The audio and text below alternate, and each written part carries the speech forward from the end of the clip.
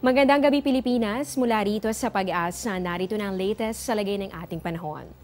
Matapos sumama sa lupa ng 2 beses, tuluyang humina ang bagyong Auring na ating binantayan sa pagiging isang low pressure area. Dahil po kasi sa land interaction, nagkakaroon ng friction with the land at wala rin po gaanong makuhang moisture ang bagyo. Gayunpaman, kahit low pressure area na lamang ito, mararanasan pa rin ang maulang panahon sa ilang bahagi ng ating bansa. Huli pong namataan ang nasabing low pressure area sa vicinity ng Bogo City sa bahagi po ng Cebu. At sa mga susunod na oras, magdadala po ito ng maulap na kalangitan na may kasamang katamtaman hanggang sa paminsanang malalakas na pag-ulan at pagkidlat pagkulog dito po yan sa Bicol Region at pati na rin sa bahagi ng Eastern Visayas. Paalala po sa mga residente ng nabanggit na lugar, posible ang pagkakaroon ng mga pagbaha o kaya naman ay pagguho ng lupa, kaya doble ingat at maging alerto. Inaasahan din po natin ang maulap na kalangitan na magdudulot naman ng mahina hanggang sa katamtamang pag-ulan at mga pagkidlat pagkulog. Dito po yan sa natitirang bahagi ng Visayas. Ganon din sa mga probinsya ng Cavite, Laguna, ganon din dito sa probinsya po ng Quezon, Mindoro, Marinduque at ganon din sa bahagi ng Romblon.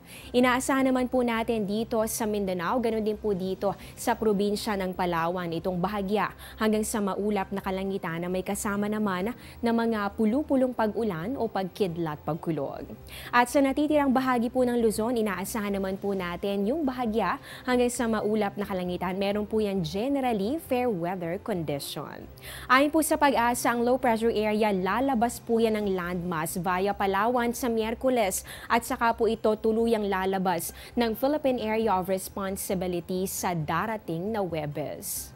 Samantala, ibinaba na po ng Pag-asa ang gale warning pero paalala pa rin para sa mga papalaot mamaya. Doble ingat pa rin po sa paglalayag dahil lahat ng baybayin dito sa ating bansa ay makakaranas ng katamtaman hanggang sa maalong kondisyon ng karagatan. Diyan lamang po kayo, magbabalik kami matapos ang isang paalala. Ang amihan o northeast monsoon ay binubuo ng malamig at tuyong hangin na nanggagaling sa mainland China o Siberia. Kadalasan nag-uumpisa ang amihan season sa Pilipinas kapag Burr months, kaya iniuugnay ang malamig na simoy ng hangin sa tuwing nalalapit ang Kapaskuhan. Kahit walang snow sa ating bansa, nararamdaman natin ang unti-unting paglamig ng panahon, lalo na tuwing gabi hanggang madaling araw dahil sa epekto ng amihan. Pero asahan na mas lalamig pa ang panahon pagsapit ng Enero at Pebrero kung kailan kasagsagan ng amihan. Ika-18 ng Enero taong 1961 nang pumatak sa 6.3 degrees Celsius ang temperatura sa Baguio City, ang pinakamababa sa kasaysayan ng Pilipinas. Maliban sa bahagyang paglamig ng panahon, asahan din ang may hinang pag-ulan na madalas mararanasan sa hilagang bahagi ng Luzon.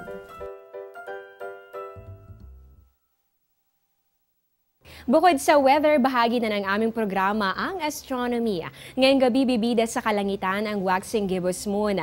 Nagkakaroon po nito kapag ang buwan ay more than 1/2 pero hindi po buong naiilawan ng araw. Dahil ang bahagi naiilawan ay lumalawak, ito itinuturing natin na waxing.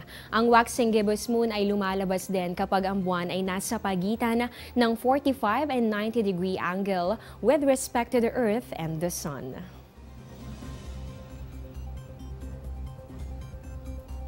Yan ang latest mula dito sa Pag-asa. Manatiling nakatutok sa Panahon TV kung saan walang pinipiling panahon ang pagbibigay impormasyon. Ako po ang inyong weather lover, Amor La Rosa. Magandang gabi at mag-ingat po kayo.